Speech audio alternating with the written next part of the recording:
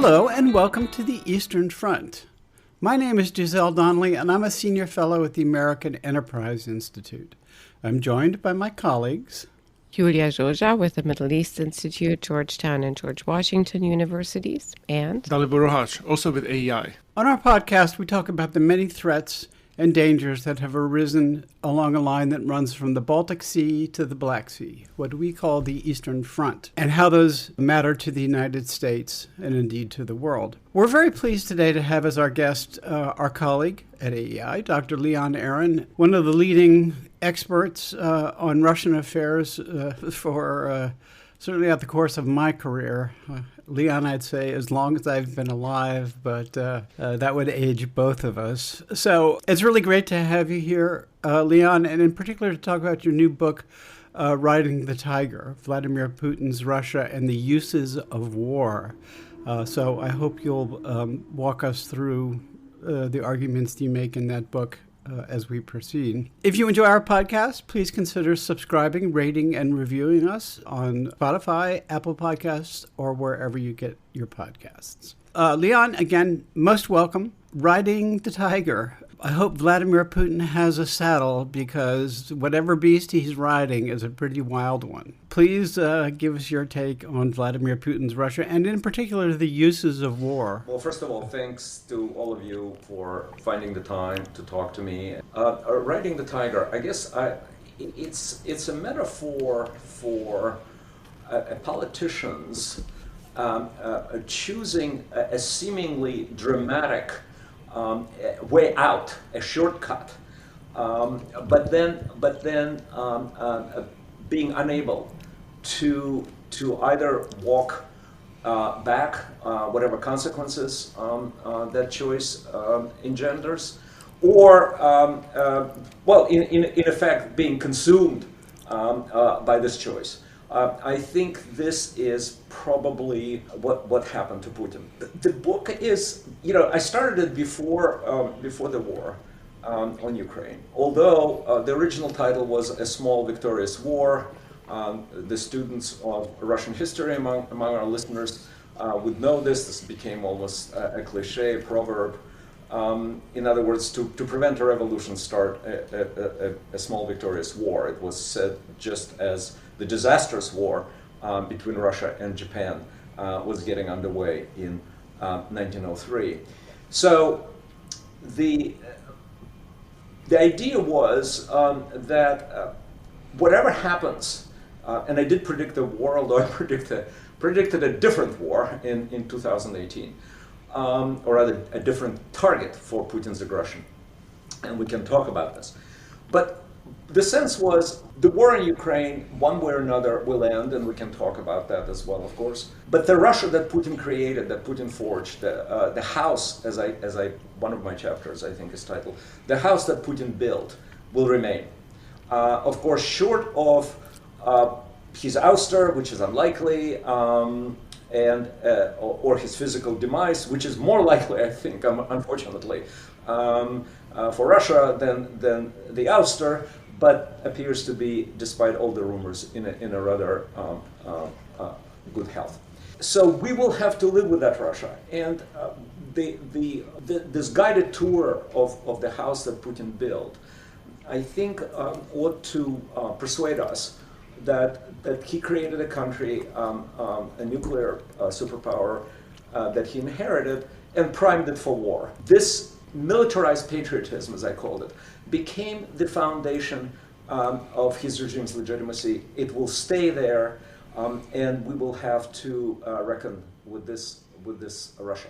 Leon, if I could just take the introducer's prerogative to follow up on this. So the house that Putin built, to what degree would you judge it to be built upon previous foundations, either Russian imperial or Soviet? I mean, if you look at sort of the long arc of Russian history over the last 500 plus years, it has been one of expansion and the collapse of the Soviet Empire was really one of the largest scale imperial implosions in recorded history. And Putin himself has manipulated this history, or the myth of Russian history, not only for propaganda purposes, but he does genuinely seem to take it to heart. What's your take on that? Can you kind of pick that apart for us and help our listeners understand how much is Putin specific and how much is the larger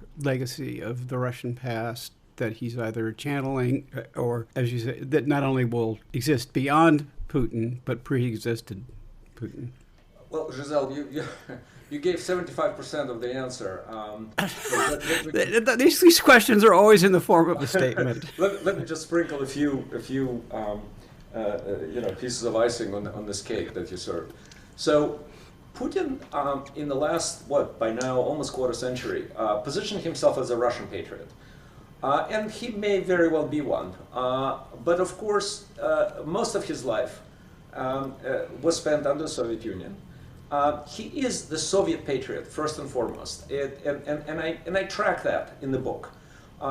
In addition to what he actually said, he said, I'm a product of Soviet patriotism. And of course, the by now almost, again, another proverb, that the demise of the Soviet Union was the greatest geopolitical tragedy of the 20th century.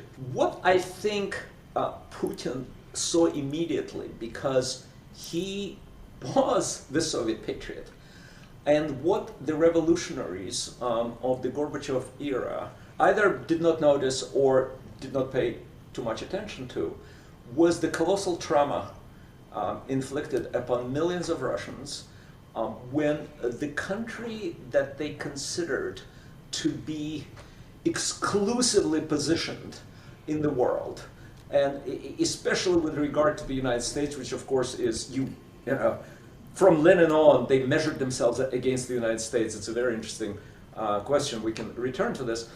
In any case, a military, strategic, cultural, and moral counterbalance to the United States. And the fall was extremely precipitous. And Putin, very skillfully, and I think, again, as you said, it was not all political technology, it was also sort of his instinct, which worked extremely well. He began to build on that feeling of loss, on that sense of indignity, very carefully with his, again, you'll find plenty of examples in the book. One of the interesting things that I found, they did a bit of a side research in the notion of humiliation in history. And humiliation could be a very effective dark matter that fuels all sorts of disasters. I mean, Hitler and the humiliation of Germany after World War I. But there are others. There are other examples that those who studied this give. So he turned around this humiliation. He began to say that, yes, we were humiliated and defeated, but I am now the embodiment of this new Russia that is an heir to the glory of the Soviet Union. And then he did a very interesting thing, unprecedented as far as I'm concerned, and I did some research on this again. He equated Russia with the Soviet Union. This is a very interesting historical revisionism, because obviously the Bolsheviks wouldn't do it, because, as Lenin said, among other things, the Russian Empire was the prison of nations, and they had nothing to do with it, and they killed, many civil servants of that empire, including of course its head, Nicholas II. And the revolutionaries would not do it because they were ashamed of what the Soviet Union has done.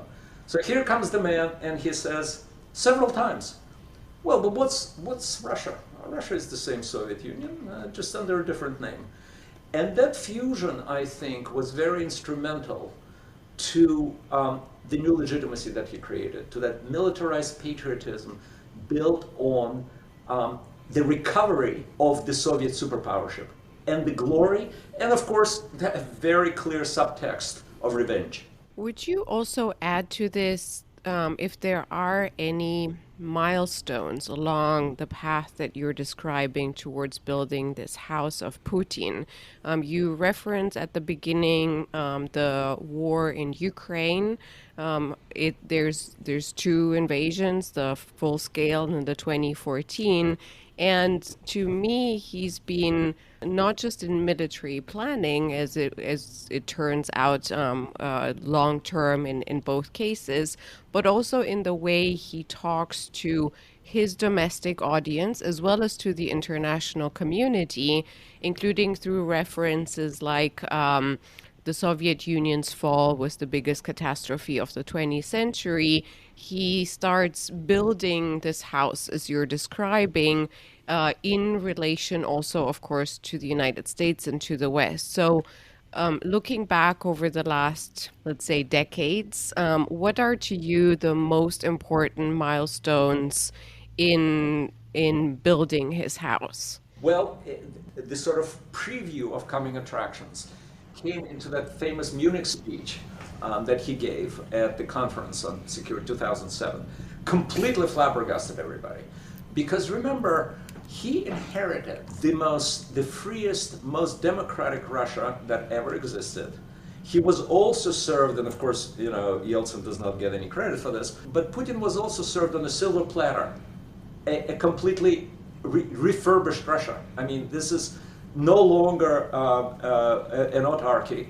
It was a country with functioning banking system, private enterprises, booming economy, tremendous cultural and economic activity of its citizens unlocked by this freedom. Complete freedom of speech, freedom of the press, and so on. And so he comes to Munich and he says, oh, and by the way, before that, there was a wonderful, this time this is not ironic, a wonderful speech, I quote in the book, that he gave in Berlin, I believe 2002, 2003, which was greeted by a standing ovation. We are part of Europe. We are, looking forward to being part of Europe, and so on and so forth. The apocryphal story there is that Chancellor Merkel leaned to whoever was sitting next to her. This was a speech in German that Putin gave.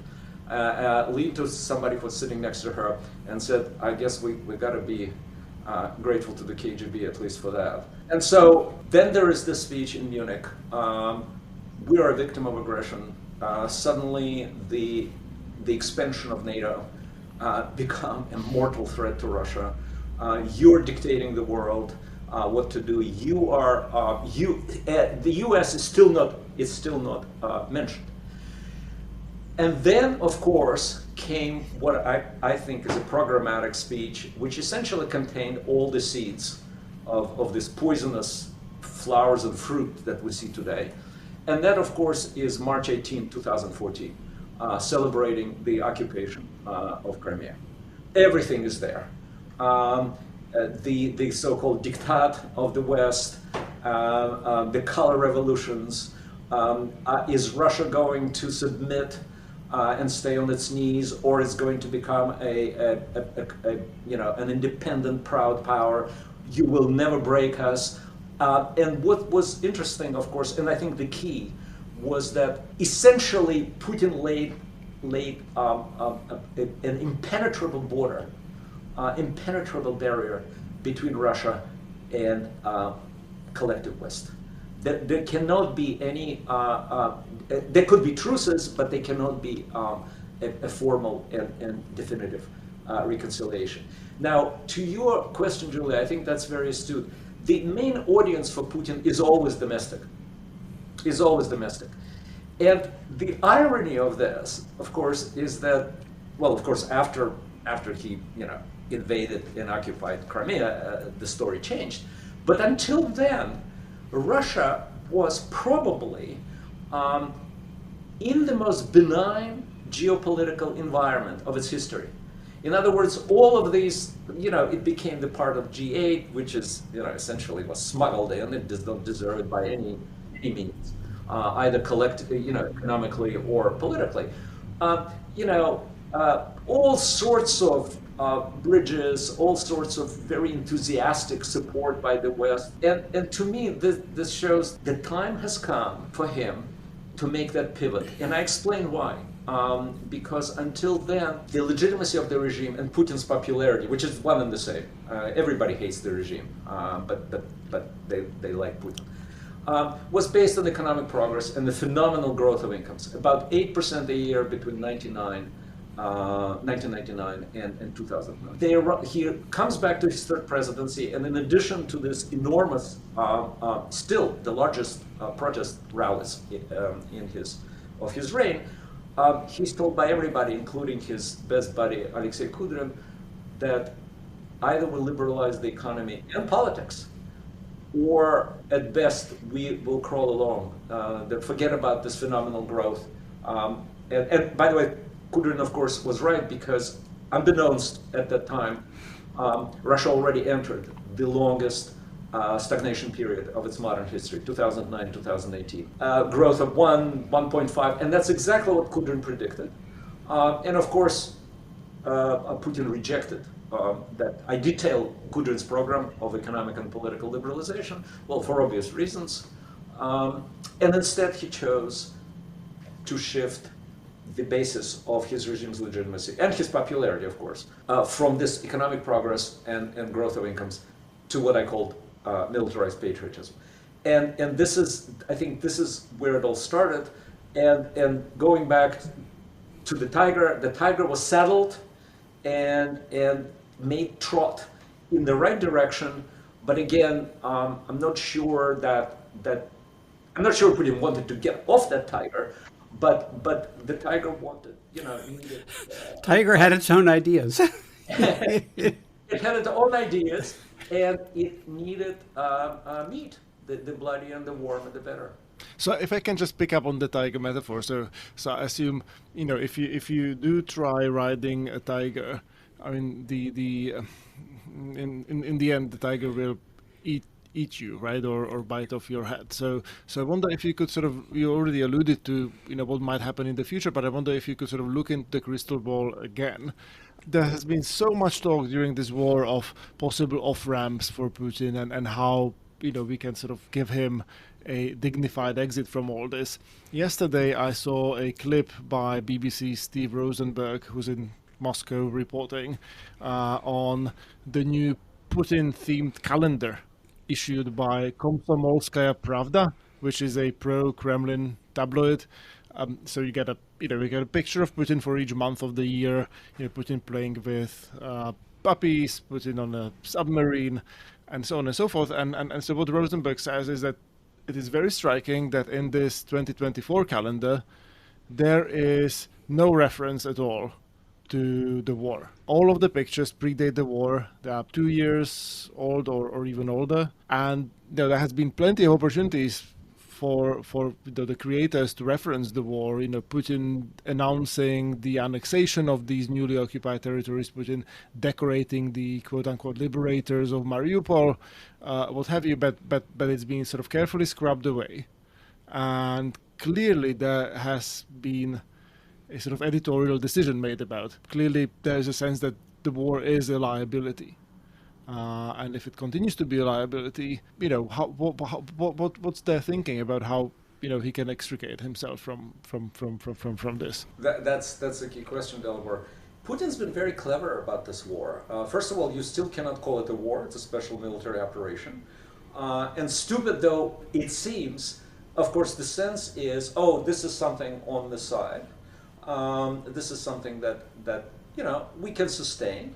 Not quite, as small as Afghanistan, but we can deal with. Enormous monetary rewards for the killed. I mean, there are villages in Russia that are economically revived based on the killed and wounded. I mean, they close to $100,000. Now, remember, Russian average salary is about $2,500 a month. So for the first time, people could, buy a car. So that's the first thing. The second thing is his vehement resistance to overall mobilization. I mean, this is starting with Prigozhin, starting with the patriotic bloggers.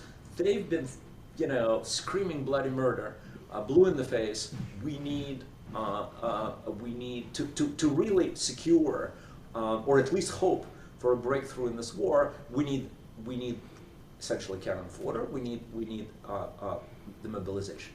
So not only he went along with the so-called partial mobilization, but here too he was very clever. Some of my Russian sources calculated that if you are a national, an ethnic minority somewhere in Siberia, Altai, you have 70 times more of a chance to be killed in this war than if you are in Moscow or St. Petersburg. He's been cleaning out the suburb, and of course the Caucasus, Dagestan and so on. Kadyrov is there with Chechnya, of course. As always, right? Where the children of the elite are, you don't really mess about too much. Leave them alone. And apparently, I'm barred from going to Russia, but friends and colleagues telling me that Moscow is just as it was before the war. You don't see anything except for the patriotic slogans on the walls. Now, how to get out? So Putin's, he does not, and Giselle knows that much better than I mean, he does not have the wherewithal, he does not have the weapons, he does not have, most of all, the morale for any sustained, or the talent, as Prigozhin, I think, showed quite well, or the officer talent, to attack, to create a decisive military victory. So the game is to wait.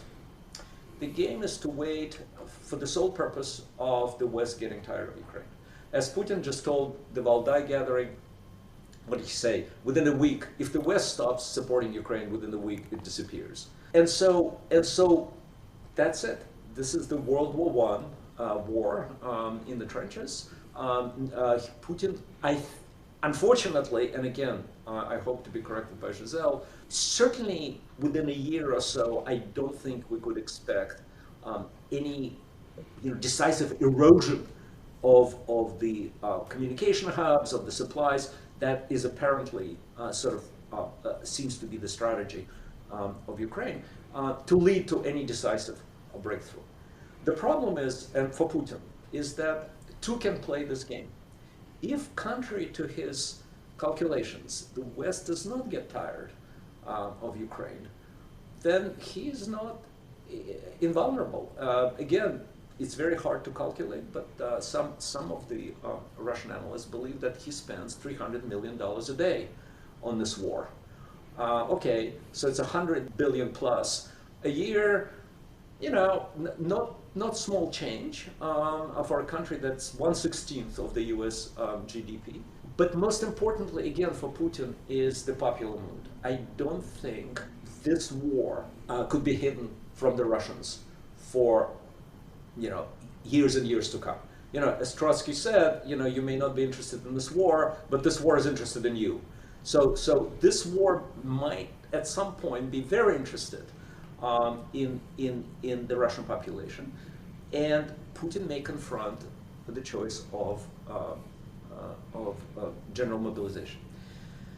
Well, I have the last chapter of this book where I described at least one possible Hail Mary for Putin, which is to attack a NATO country solely with the purpose of a very quick stop, truce, and let's bring the world literally to the brink of an all-out nuclear war with the US. Stepping back, I'm channeling Putin here, stepping back from this madness, let's do an overall settlement. This has gone too far. And by overall settlement, of course, is largely, Crimea is Russian, Donbass, maybe some semblance of Ukrainian theoretical sovereignty, but it's self-ruling, and so on and so forth. We don't need to go into details. So I think that's where we are with this war. Can I ask you also about specifically Ukraine? I don't know how long, and I think the points that you're making vis-a-vis how this is sustainable or not in the long term are very valid in numbers and in morale. What I do know from what we hear from the front lines is that soldiers are describing right now in Ukraine that they've never seen from Russia throughout the last 1.5 years what they're seeing now. It's waves and waves of Russian troops that are being meat grinded into the battlefield, and of course, one Ukrainian manages to kill six Russians or somewhere there in terms of numbers, but they are dying too. A unit whose head I was speaking to the other day, or through a friend, they were 35 last week. They're 20 this week. And so they're describing something that will go on through the next few months, exactly in the vein that you're describing. For now, Putin manages to keep kind of a wall between the big cities and the troops that are actually coming that are actually mobilized to the front lines. And for now, he manages to tap into the human resource that he has that is still overwhelming compared to Ukraine. But I do want to ask you, because you're looking with nuance into the way Putin and not only his apparatus are nuancing the war in Ukraine, and I want to ask you specifically about the antipathy vis-a-vis Ukrainians. Is that something that Putin has been tapping into and building, just like he's building in parallel his house that you're describing? Was there a foundation to it, in other words, or is that something that he built out of the blue on his own devices without the Russian population, to the extent that it has a voice to be able to weigh into that? They're just being portrayed as the new Nazis, the new enemy, and the new proxy. How do you see that? What is specific? How does Putin build his Ukraine house, or his house of hate for Ukraine? This is one of the most fantastic stories. A year before the war, Putin publishes an article essentially saying we're the same people. Brothers, which they are. I mean, ethnically very close.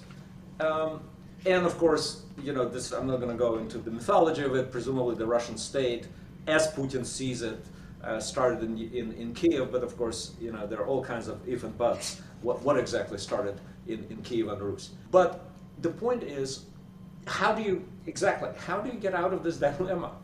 Well, it's not the Ukrainians, it's the Nazi leadership. And as I pointed out in a recent piece, not only is it Nazi leadership, it's a Nazi Jewish leadership, which is a particularly piquant twist to the whole story.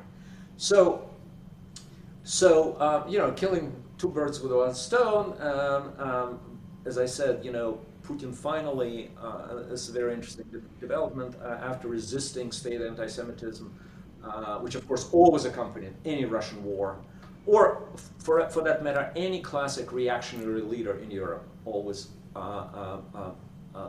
leaned back on anti-Semitism. For all kinds of personal reasons, Putin resisted it, and then he cracked. This past summer, because whatever his favorite judo coach, and whatever his judo partners, and whatever his favorite teacher of German, for whom he bought an apartment in Jerusalem, the job requires it. I mean, we are back all the way to the Russian history, where every war is a war on the Jews, one way or another. So here he is, with the Ukrainians generally exonerated, and in fact, Prigozhin, in one of his last, at least public appearances, praised Ukrainians for being terrific fighters. Yet another thing for which he was killed. So that question is no longer allowed to be surfaced. Are we fighting Ukrainians? No, not really. We're fighting this miserable regime that was installed in Ukraine by the West, the United States, in the coup that disposed of Yanukovych in February of 2014. So this is where we are. It's a bizarre situation, but there it is, and apparently, even given the incredibly high rate of intermarriage and between the Russians and Ukrainians, and millions of ethnic Ukrainians in Russia, and vice versa, it is sort of, I guess it's another tribute to the power of the leader and the media, state-controlled media, in places where civic society is very weak. You can turn public opinion around very quickly, or you can silence public opinion on the matters that you don't feel are useful to you. If I can just pick up on this anti-Semitism theme for a moment and ask a question for a friend. In fact, for my wife, we were having this conversation last night. Why is it that Putin in this current conflict in Israel has chosen so explicitly to take the Hamas/Palestinian side, totally jeopardizing its relationship with Israel after having invested so much into it. Now you have members of Likud basically speaking of the war in Ukraine and the threat that Israel is facing as being one and the same thing. There seems to be no going back towards Israel-Russian relationship as it existed before. It seems to be a sort of massive investment. So my first question is why he decided to take this step. My second question is related to a big theme in your book, which is this interplay between Russian orthodoxy and this surge of militarism that Putin propped since over the past decade and a half, erecting a cathedral to the armed forces and connecting Russia's greatness to all sorts of socially conservative causes, anti-abortion campaigns, and so on and so forth. I just wonder how effective that actually is, because Russia of the 1990s, of the noughties, never struck me as being particularly religious or spiritual, notwithstanding the usual cliches about Russians. How much does that actually resonate in the population, and how much people are able to sort of see through it? So anti-Semitism, very interesting. So essentially, he, in two interviews that I cite them in a piece that I think I did for Politico, he essentially ties Zelensky to this war. In essence, he's telling the Russian people, the Russians and Ukrainians are killing themselves because of this Jew puppet of the West. This he doesn't have to say it explicitly, but if you have 2 centuries of severe anti-Semitic prejudice in that country, you don't have to draw a picture for people. They could connect the dots. He also, interestingly enough, referred to his formerly very important friend, we know him from the 1990s, Anatoly Chubais, in fact, a man who, along with Alexei Kudrin, brought Putin, when he lost his job in St. Petersburg, brought Putin to Moscow. And Chubais left. Chubais left in the first months of the war quietly. Well, not anymore. So Chubais, who happens to be half Jewish on his mother's side, all of a sudden, completely, it was clearly a prepared question from the audience. Well, what happened to Chubais? Well, I have nothing against Chubais, but what the funny thing is, he was Anatoly Borisovich when he left, and now he is Moshe Israelovich in Israel. A complete, first of all, there are no patronymics in Hebrew. And as far as I know, Chubais did not change his name, but this is a typical, KGB disinformation, just hit on that spot. Okay, so why? Because the time has come, the walrus said, as Alice in Wonderland would say. The time has come to bring back one of the pillars of any Russian reactionary regime, which is anti-Semitism. And I mentioned what Stalin did after World War II with the doctor's plot and all of this. which I think at the time at least signified that the things are, there's something rotten in that Denmark. And you don't, especially because of Putin's quite obvious personal lack of anti-Semitism, which again is unlike most, if not all, previous Russian rulers. So, with the exception of Yeltsin and Gorbachev. So here he is, and I thought that this was a very interesting symptom of being shaky domestically. And now, you're absolutely right.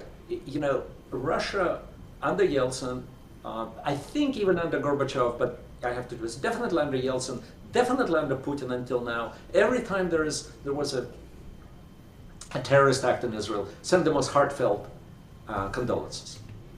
All of a sudden, and the relationship with Netanyahu was very cordial. Not a phone call, nothing.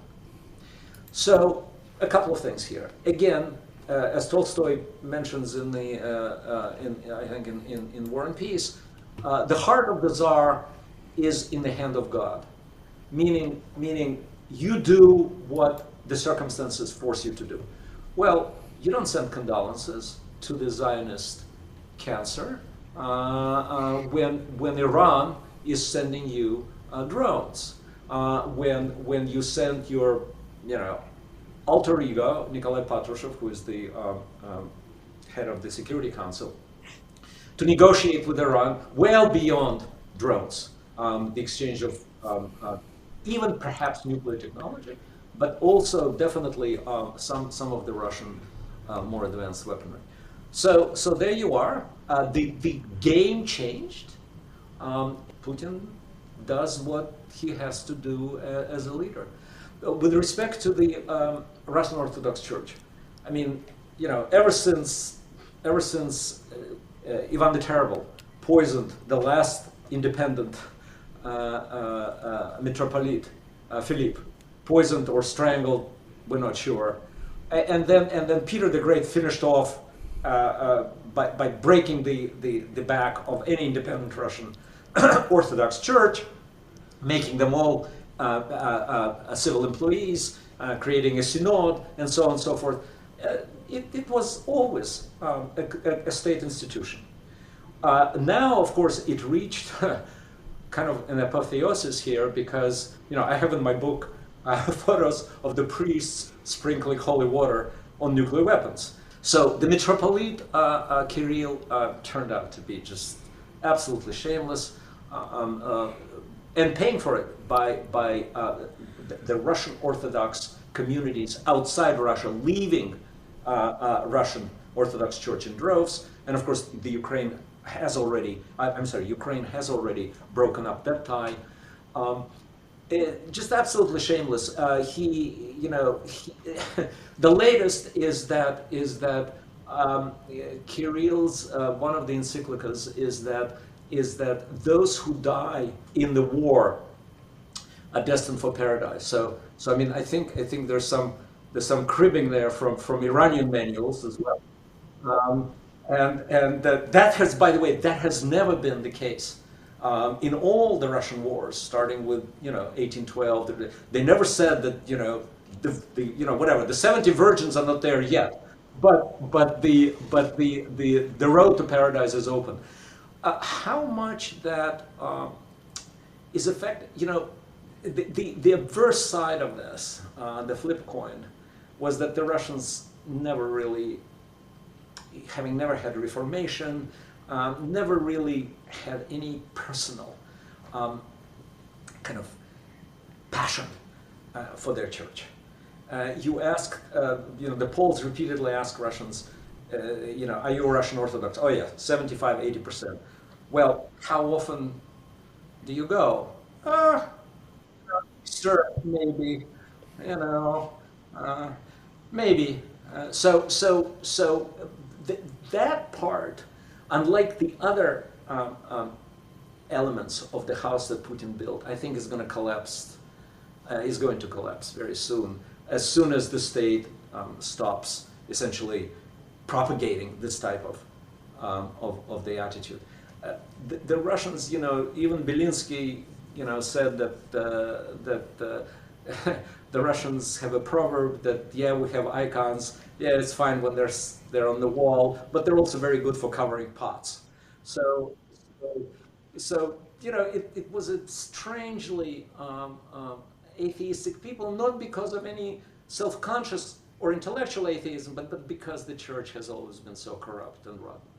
Yeah, and before we let you go, I'd like to give you an opportunity to expand a bit on the last part of your book title, which we haven't really discussed, namely the uses of war.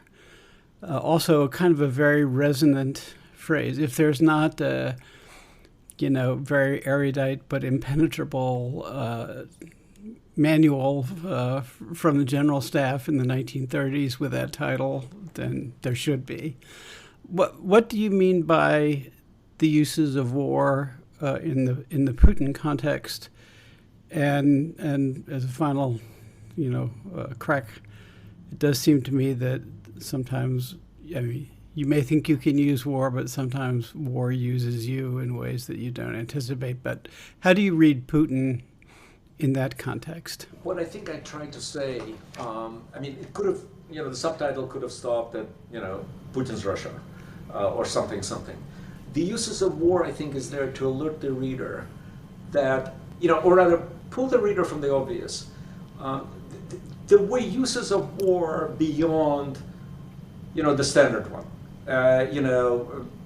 beyond the fantastic notions advanced by Putin and our realist friends that there was some external danger. There was never an external. Incidentally, this is definitely for which Prigozhin was killed, because one of his most important, probably the most important statement, was that there was never danger of NATO from NATO attack from Ukraine. The war had started under false premises, and it was started by the incompetence in the General Staff and the oligarchs who wanted to make money on this war. That is a death sentence right there. So what are the uses of war? To support the regime, first of all. He primed that the tiger was there. He primed that country for war, and the war happened. And again, I don't need. The analogies with, other dictators are so obvious. You base your legitimacy, popularity on there's an external danger. It's very acute, but I'll defend you, and then it almost inevitably morphs into not only I will defend you, but I'll defeat the enemies and I'll create the triumph for our great country. So that's one of the uses of war. Another one, of course, is sticking it to the West. Remember, Putin essentially declared the war on the West in that 2014 speech after he seized, or previewed it in Munich, but then actually announced it in 2014, the Crimea speech.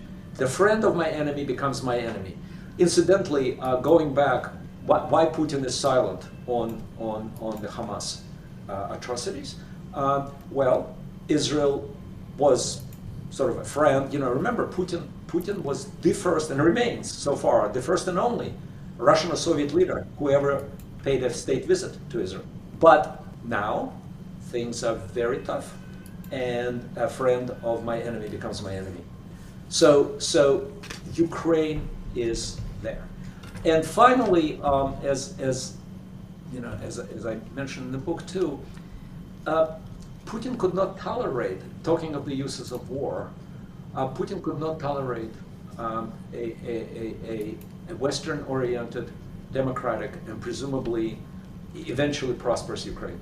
It was an existential threat because it was denying him all the things that, or the major constructions of his, all the bearing weight elements of the house that he built were existentially denied by Ukraine.